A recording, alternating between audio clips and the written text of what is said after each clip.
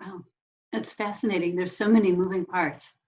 Um, so I think this would be a good time for you to describe your own personal background. What did you do that prepared you for this amazing job? Sure. Yeah, no, that's a great question. It's funny. I would say that I never expected to be in the place that I'm in. I really wasn't quite sure where I would, how things would go. And it's been a pretty interesting and cool series of events. But I guess if I start at college, I went to the University of New Hampshire. Mhm. I studied biology. I had actually been to Africa previously with my mom on a trip, and I really just fell in love with. I went to a game reserve, and I actually wanted to go back to Africa and work in a game reserve. And then as life unfolded, plans change. So They I usually do. they usually do. I mean, I've learned to never have a really definitive plan because it's going to take a lot of different turns. But I've ended up having a baby on the way as a senior in college, and this little piece is a bit of a lesson on you can have the right degree and all that, but it also comes down to people and relationships. And so I was a senior at the University of New Hampshire, and a former friend of mine's older brother was someone that worked at Lonza Biologics, which was a contract manufacturing organization in Portsmouth, New Hampshire. And so he worked there. He told me about Lonza. I really didn't even know what biotech was, honestly. I was thinking about zoology, and then life changed. And actually, one of my neighbors in college also worked at Lonza Biologics. And so he told me about this company. So I had a couple different people saying, hey, you should really check this out. You've got a science degree, you can get your foot in the door. So that's kind of how I got my start. That helped me get the interview, just because I had these relationships. I had the degree. That really helped. I started out as a manufacturing technician. So I started out working on the floor, doing these manufacturing processes for biological applications. So a little bit different. I did that for about 3.5 years. And actually, I want to kind of tell this part because I think it's relevant to students. But so I started at Lonza while I was still a senior in college. So I would work 12-hour shifts. I would go into work. They would actually let me leave and clock out and go to school and finish up. I was finishing up my degree. The night that I graduated college, my son was born. Went into labor. My son was born that next day. So Wow. and all the while I was actually working in a restaurant too. So I would work the 12-hour shift during the day, leave to go to class, come back at night. I would then leave and go to a restaurant with a new baby on the way. So I had a lot of stuff going on. It was pretty crazy. But I think it was really good, and it really motivated me. And getting used to juggling a lot of different things proved to be a skill that I now that I look back, it was a really good skill to have.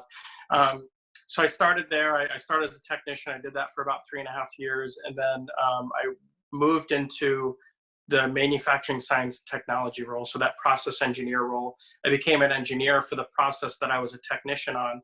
And really the reason I did that is because as a technician, I just had all these questions. I wanted to apply the science in a different way. I had a lot of questions. Why do we do it this way? Can we do it better? This seems to take too much time.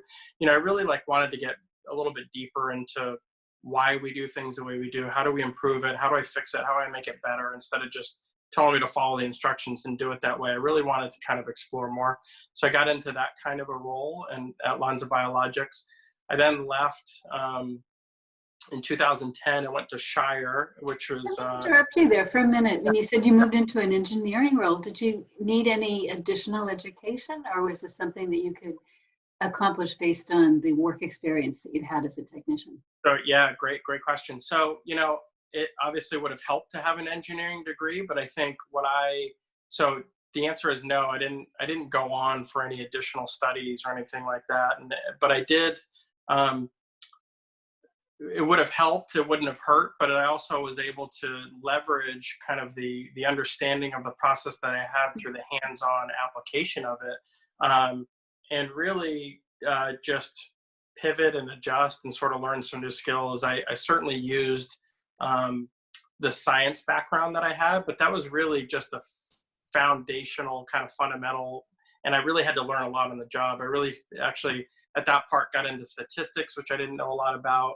And I guess the key part is just the 3.5 years experience that I had on the floor helped prepare me.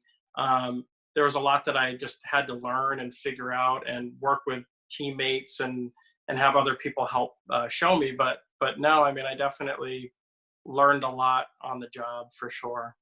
And Lonza was a great place to work at too, because you got exposure and you got to work with other people, and a lot of it's like learning on the job and learning from other people. Wonderful. Yeah. And jumping back ahead to your work at Bluebird, what are some of the specialties that your coworkers have? Yeah, so I think it all sort of depends, right? If you're talking about, the one thing I'll say is that there's a lot of different, say, educational aspects that you're going to learn along the way that can be applied in biotech. I think one of the things I love about biotech is that I wouldn't say you need a specific degree in a specific thing to add value and to get involved in biotech. I think there's a lot of different ways you can get involved. Again, I had a zoology degree. I don't know many people with a zoology degree.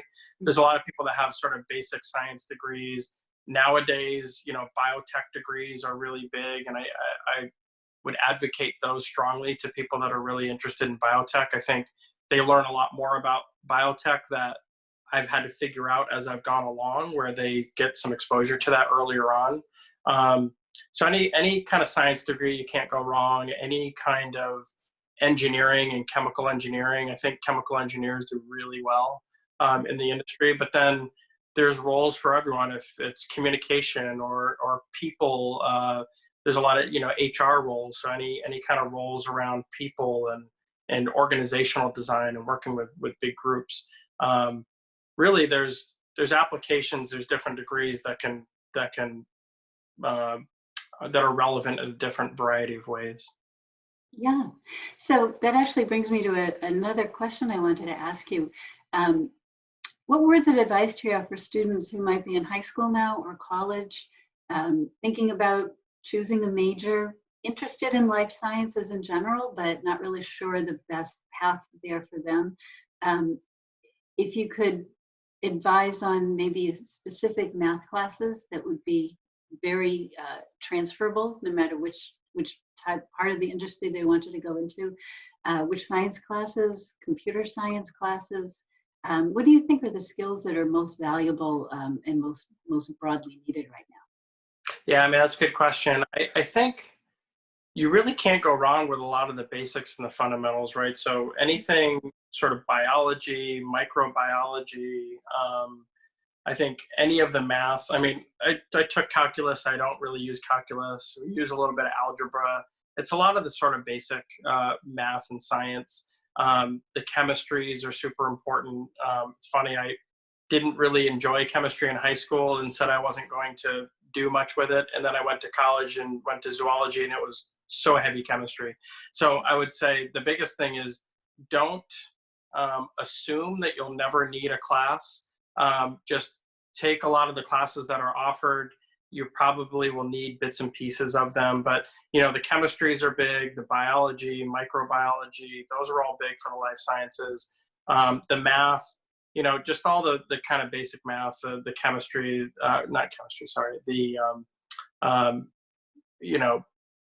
algebra, all those sorts of algebra, calculus, you'll probably have it, but you won't necessarily need it. But it also all depends on the discipline and what aspect of biotechnology you want to get into, because one of the big things that I think is happening now is statistics are really important. Very important, yeah.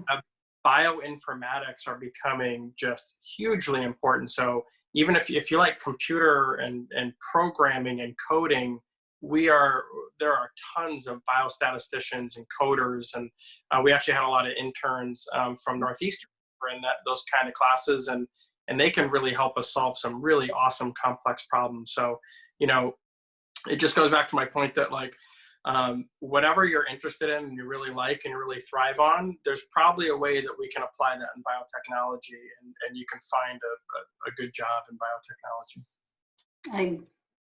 That seems like a wonderful statement to end this interview on. Yeah, I mean, Definitely the message we're trying to get out there.